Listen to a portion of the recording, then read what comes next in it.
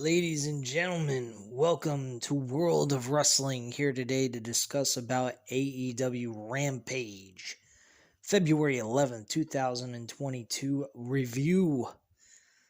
Well, this was a decent little 1 hour show. We had Jay White make an appearance again. He actually hit the Blade Runner on Trent Beretta, which, by the way, was later on announced that Trent Beretta and Jay White will be facing each other at a special time at 7 p.m. next Friday on Rampage.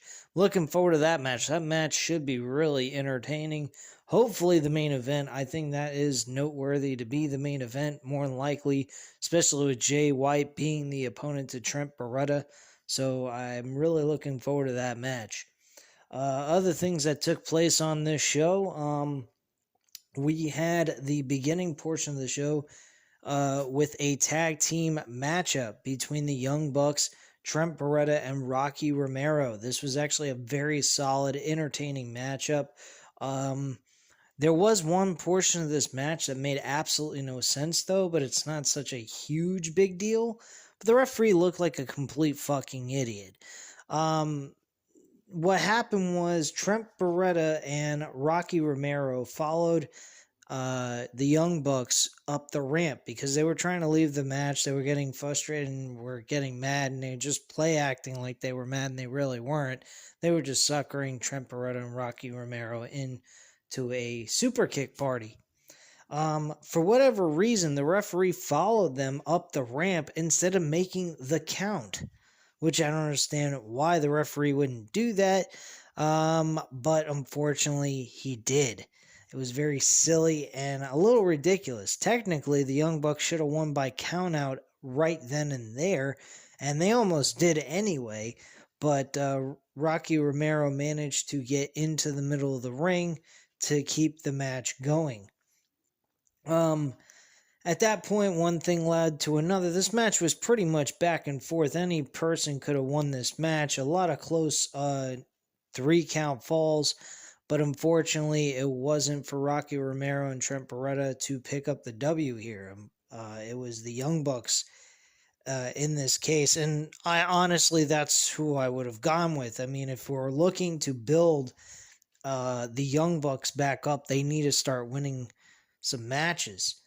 Another thing I want to bring to attention is the fact that we have not seen the Red Dragon, Kyle O'Reilly, and Bobby Fish. The fans get what they want, and then all of a sudden, they don't seem to be speaking up about Kyle O'Reilly and Bobby Fish not being there.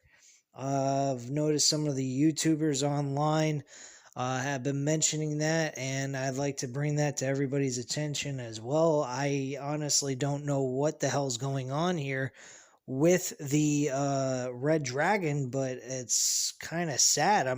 Was hoping to see some sort of, competition going on between these two teams.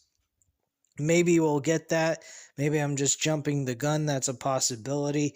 Hope to see them in the next few weeks or so, so that we can see them compete in the middle of a ring. But we haven't seen much of them as of late, which is kind of depressing a little bit. But nonetheless, it's not a big deal. But yeah, Jay White did make an appearance in this after the match was over. He hit the Blade Runner on Trent Beretta, like I said earlier. So this match will be taking place next Friday at 7 p.m. So keep an eye out for that. Just to give you guys a heads up, since I'm gonna discuss this and it's been early in this video, to give you guys an idea of what I'm doing, since the Elimination Chamber is taking place on Saturday at 12 p.m., I'm going to cover the SmackDown episode first and do that Friday night. I will catch the Rampage episode during the weekend before I watch the Elimination Chamber. I will not be doing the Elimination Chamber immediately after it is over. I have things I got to do, so more than likely I will be catching the Elimination Chamber pay-per-view on around six-ish or so, six-ish or so, um, and then upload it later on during the night. So hopefully this is not no 4-hour extravaganza. It's like 3 hours, slightly over 3 hours, and that's it. I hope it's not longer than that, because I really don't want to watch a 4-hour fucking pay-per-view as if I'm watching WrestleMania. I really don't. So please, WWE, spare me the fucking extra hour and just make it 3 hours, slightly over 3 hours, maybe 3 hours and 10 minutes or something. But geez Louise, man, don't do the fucking 4 hours. I mean, it's Elimination Chamber, it's not WrestleMania. But yeah, I will be covering SmackDown first next week. And then Rampage, I will go over that on Sunday with you guys and cover that next week. Anyway, moving on with the Rampage review, we had Britt Baker in a matchup against Robin Renegade. This match was somewhat more of a squash match. There was nothing really all that special about this match. Britt Baker wins with a curb stomp. Pretty okay match. Nothing spectacular, gonna blow your mind. What did take place and caught my eye was the fact that Mercedes Martinez and Jamie Hayter were actually having a confrontation with one another. And Britt Baker had to get in the middle of that and try to stop them and cool them off from tearing each other's heads off, which I don't mind watching that happen, because these two women are tough motherfuckers. So to see these two women tear each other apart would be freaking entertaining as hell. I'd love to see them in a match. I wonder how they do. Speaking of Mercedes Martinez, she will be facing Ronda Rousey, Thunder Rosa in a no holds barred match, no DQ match, which that should be pretty entertaining on Dynamite. The next match was Hook going up against Blake Lee. This was just Hook doing his normal everyday thing that he's been doing on Rampage lately, walking through the competition, which isn't much, and he won his match by submission. Personally, I feel that Hook really needs to get some real opponent, like a Matt Sydal. By the way, I'll discuss that in just a moment. Speaking of Matt Sydal, I forgot to talk about this with Bryan Danielson.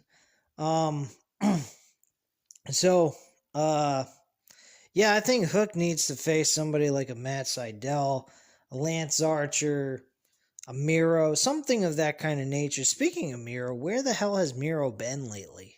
I mean, I don't know what the hell's happened to him. He just kind of disappeared off the face of the earth. Has been let go from the company. I mean, I don't know what the fuck they're doing with him. It seems to me a little odd that Miro hasn't appeared on AEW lately. And he was doing actually rather well. They had some good build going on, and he just kind of dropped off of the face of the earth. There hasn't been any vignettes of Miro, nothing. I'll be perfectly honest with you guys. I honestly think that this constant signing of new stars and everything is getting just a little out of hand. Yeah, the stars he's hiring are entertaining as hell. They're mega stars that could be, world champions on AEW. But he's also forgetting some of the other people he's put onto this roster. And I think Tony Khan needs to kind of reconsider things, or he needs to revamp the shows in a sense that Rampage and Dynamite are both 2 hours, number one. Number two, I think maybe to actually put these shows, have the wrestlers appear on separate shows like they do at Raw and SmackDown might be suitable for them to do. Now, do they need another world championship? No, I would not say to do that. That would be ridiculous. Would I say get another mid card title? Yes, I would say to do that if they decide to go that route. That would be helpful. Tag team titles? No, they could have the tag team, the tag team divisions kind of go between Rampage and Dynamite anyway, so that would be fine. But the the world champion would have the right to go to either show. Um, you know, he would be able to perform on both shows, do whatever he wants to do, and yada yada. Not that the world champion has to appear every single week on both shows or anything. Just the particular opponent that he's gonna have to face leading into a pay-per-view or something like that. So that's what I would kind of do. Some people would disagree with me. They would say, "Oh, that's just copying WWE." And by all means, I can understand that point of view. But at the end of the day, what are we going to do to help the roster out, to the guys that have been there for almost a year and a half to 2 years, and give them an opportunity to be on the show? Because there's just so many people you can sign on to this fucking in this company where it becomes absolutely ridiculous. And I'm really getting a little concerned about some of the things that they're doing, at least with the hiring of the performers and stuff like that. I think they may need to do some cuts personally. Uh, no offense to any of the performers, but they are overstacked with performers. And I think they need to be removed from the roster, the ones that they don't deem needed on that roster. Give them an opportunity to perform elsewhere. Let them earn their paycheck in other places so that they don't have to pay them since they're not able to use them, and leave it at that. If a guy like Miro is not someone they look at as somebody that they can use right now and whatnot, maybe they ought to consider letting him go, bring him back later on in the future if they deem it necessary to bring him in. But I mean, if you ain't got any place for them to wrestle, then what's the point in paying them? It's very WWE like mentality, even though their creative booking is very good. But at the same time, you don't want to just throw money away on a talent that you're not able to use because you ain't got enough space for them to perform. So, I mean, if you ain't got any time for them to be able to perform or do anything, what's the fucking point in having them on the roster? I mean, Pac is getting more, getting more airtime doing stuff on TV than fucking Miro is. And Miro lives in the United States. Pac doesn't. Pac lives in Europe. And he's able to make more appearances on the show than Miro is. It's kind of crazy if you think about it. So, getting off of all that, let's get back into the rest of the match card. The main event was the Gun Club, which was the two brothers related to Billy Gunn, who's their father, going up against the Jurassic Express with Jungle Boy and Luchasaurus.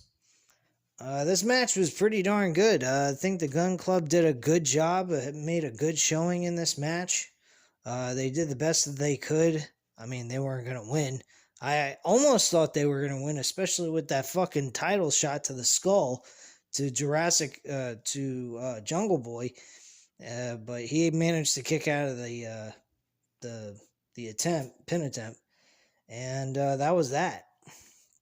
So eventually, this led to the kill switch by Jungle Boy, one of the brothers, and he got the 1, 2, 3, and they were victorious, and that was that. So that's pretty much your overall review on Rampage. One other thing I forgot to mention, Bryan Danielson. He went ahead and cut a promo backstage before, I think it was immediately after the second match with Britt Baker.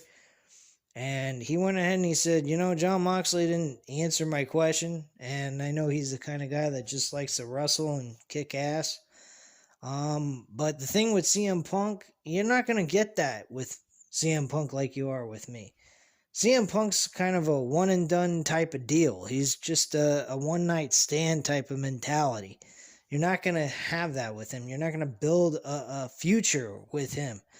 With me, I'm looking to build a future for the AEW roster. This Bryan Danielson mentality of him wanting to build a future now all of a sudden, when before he wanted to get the world championship, and now that he was unsuccessful, he wants to build around future stars. Kind of weird.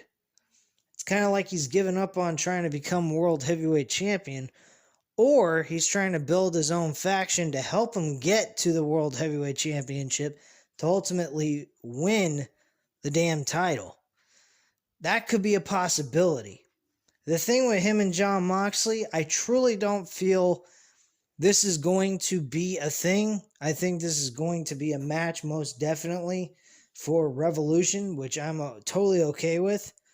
But I also would be entertained by the idea of them actually doing something like that. I would really wonder how John Moxley and Bryan Danielson would do as a team in building a faction around them. Be kind of entertaining. But I know where it's going to go. It's going to go where John Moxley faces Bryan Danielson one-on-one at Revolution, and that's going to be that. There ain't going to be no faction between those two. Personally, I don't see John Moxley as the kind of guy having a faction around him unless it's with Eddie Kingston and a bunch of other ECW type of mentality wrestlers, like a hardcore wrestler, like a Darby Allin or some shit like that. That kind of shit I can imagine happening, but with Bryan Danielson, I don't think so. By the end of this promo, though, he had Lee Moriarty and Matt Sydal interrupt him in this promo. And Matt Sydal is very upset what he said about Lee Moriarty leaving him, as if he's not a good coach. He's not somebody that Lee should listen to at all. And Bryan Danielson stopped him and he said, "Look, man, you're not a bad... I didn't mean it in any sense of being offensive to you. I'm just saying that you're not teaching this guy to be a violent person in the sense of wanting to take what's yours type of mentality," I guess is what he was trying to say in the middle of that promo. He thinks he's passive. He's not aggressive to train this kid. And he thinks he's leading him into a bad path where he's not going to be able to accomplish or move forward with his career, which from that kind of statement and the way you think of it, the way it's, worded, he's got a point. Where is the thrive, the drive to want to be the absolute best? If you ain't got that, then what the hell are you doing? Matt Sydal is kind of a passive character. He's not more, aggressive. He's not looking to reach for that brass ring, as Vince McMahon used to say back in the day. He's just kind of passive. He doesn't really try all that much. He's kind of like a Rob Van Dam, only Rob Van Dam was more aggressive in wanting to accomplish his goals than Matt Sydal does. But whatever. Point being is, this was kind of an entertaining backstage interview, and Lee Moriarty will be facing Bryan Danielson in a one-on-one match on Dynamite this coming Wednesday, which I'm looking forward to that match. I think that match is going to be really good. I hope Lee Moriarty displays a very good performance with Bryan Danielson. And it's not just Bryan Danielson leading the whole entire match to help him out, but more him being able to carry his own weight in this match. I think he's got the capability of doing it. I've seen him wrestle. I don't think he's a terrible wrestler. And with him wrestling Bryan Danielson, it just may bring the, you know, he may have even a better performance with him than he would with someone who's less experienced or something. But yeah, I honestly think that he will have a good match with Bryan Danielson. Definitely looking forward to it. So anyway, that's pretty much it for Rampage at this time, guys. You know what to do. Hit the like button if you like this video. Hit the subscribe button if you're not already subscribed to the channel. And leave a comment down below. I'll definitely get back to you on that. And I thank you very much for watching. Have a great night, guys. Bye.